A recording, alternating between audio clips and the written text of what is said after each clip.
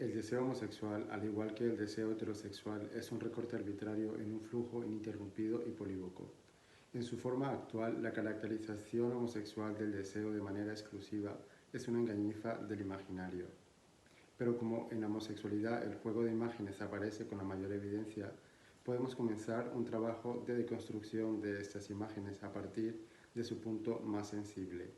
Si hay en la imagen homosexual un complejo nudo de deseo y de temor, si la evocación del fantasma homosexual es más obscena que cualquier otra y al mismo tiempo excitante, si uno no puede aparecer en un sitio como homosexual sin que las familias se alteren y mantengan a sus niños al margen, sin que una relación de horror y de deseo se instaure, es que hay para nosotros, occidentales del siglo XX, una íntima relación entre el deseo y la homosexualidad.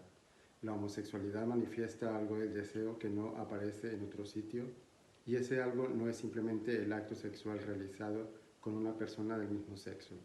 La homosexualidad atormenta, entre comillas, al mundo normal. Guillaume Game, el deseo homosexual.